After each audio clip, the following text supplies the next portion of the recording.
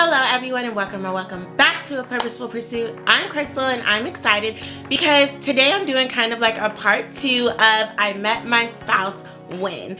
You guys know I like to give you all of the tips and everything concerning the journey that I went through on my singleness experience to meeting and marrying my spouse in just 9 months. And so like I said, today I'm bringing you a part 2 of I Met My Spouse When, starting now. Let's jump into today's video. So first things first, I met my spouse when I understood what I brought to the table. Now, I know a lot of times we think of this in a sense of what we have to offer, but I didn't just think about what I had to offer, but I thought about what that meant I should have on the other side of the table with me. I didn't want to just find someone that was bringing the same things to the table that I was bringing to the table. I wanted to meet somebody that was going to complement what I was bringing to the table. If you're having a dinner, you don't want everybody to show up with chicken. You need side dishes. Or you don't want everybody showing up with macaroni and cheese. What about green beans? What about collard greens? You need other stuff. And I was knowing that I needed somebody that was going to help balance my free spirit and the fun things that I like to do. And that is one of the things that my husband does. He brings a lot of balance to my life amongst a slew of other things. But like I said, you want to understand what you bring to the table so that you know what you need your spouse to bring to the table so that you all can complement each other well. Number 2, I understood the type of wife that I wanted to be. Some men are looking for a maid, some men are looking for a chef. I am neither of those, but I am a supporter. You guys, you have to know what it is that you want to do as a wife. Men are looking for different things when it comes to a wife, and women are looking for different things when it comes to a husband. So you need to know the type of spouse that you want to be. What are the things that you want to execute in your household, duties that you will have, things that you guys will be able to do to help each other grow and thrive. What is the type of spouse that you want to be? What are things you see yourself doing in the role of a wife, in the role of a husband? You want to make sure those are going to be compatible with the person that you're marrying. Number 3, I use discernment. You guys, I stopped just believing everything that people were saying. I looked at their actions, I prayed and I talked to God about it. I didn't just start taking everybody's word for what they said. I use discernment. And discernment is going to be key in helping you navigate through meeting and marrying the one that God has for you. You don't want to get caught up in situations with people where they're lying to you, where they're leading you on, where they're deceiving you, and all of that stuff can be avoided when you use discernment. And one of the greatest ways that you can use discernment is not being in a rush, not being ahead of yourself. And I know that may sound crazy because I got engaged and married to my spouse in 9 months, but when I tell you I wasn't rushing, it just happened to happen that fast. It just worked out that way. I didn't put myself on a timetable, but that's the way things worked out. But I was able to use discernment because I wasn't in a rush or just trying to make something work.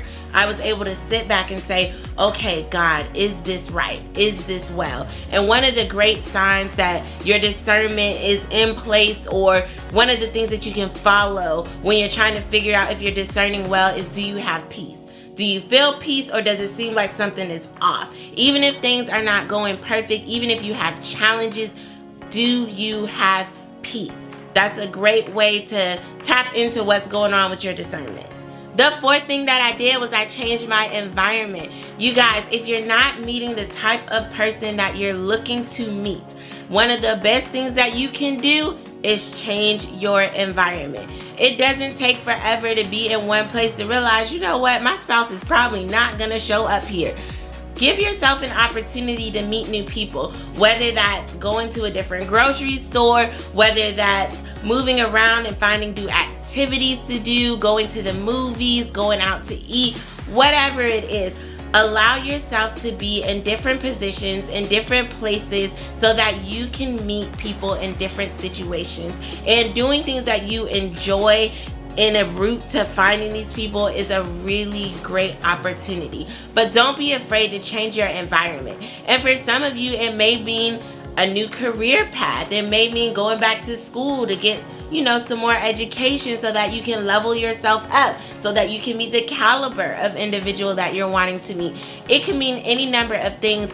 All I'm saying is definitely be open-minded to changing your environment. And number 5, I realize I can still be ready even if I am not perfect. You guys, sometimes we get on this eternal train of personal growth and, okay, I'm not ready until I do this and I'm not ready until I do that. Marriage is going to develop you in ways that you will never be able to develop yourself by yourself. Okay, so throw that thought out the window. Of course, there's some bottom-based things that you need to be able to check off the list. Like, do you have a job? Are you working? Like, can you support yourself? Like, you know, are you a certain age? I would say, you know, obviously marrying age, I think it's like 18 or something, whatever. But there's some very basic things you want to check off the list. But overall, if you're a healthy individual, you're not still hung up on an ex somewhere. If you're able to take care of yourself, you're adulting well, you understand responsibilities, you guys, you can allow yourself to continue to mature and grow well while in a healthy marriage. It's possible. No, don't be a super selfish person trying to get married. That's not going to work out well. Don't be somebody that's not honest trying to get married. That's not going to work out well. So again, there are some base level things, but at the end of the day, you do not have to be a perfect individual to be able to get married, because the truth is you are never going to be a perfect individual, and the person that you marry is not going to be a perfect individual. You guys are going to help each other learn and grow throughout the process of your marriage. So that was a big one that I had to understand. Crystal, you're ready. You might actually be ready for this.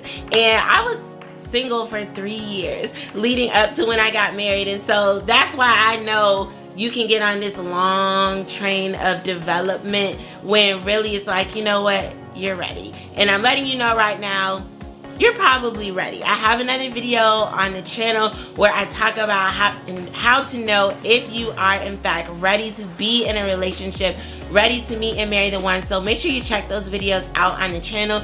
If you like getting relationship tips and want to find out how to meet and marry the one sooner, make sure you hit that subscribe button and join the Purposeful Pursuit. Make sure that your pursuit is with purpose. Thank you so much for watching today's video, and until next time,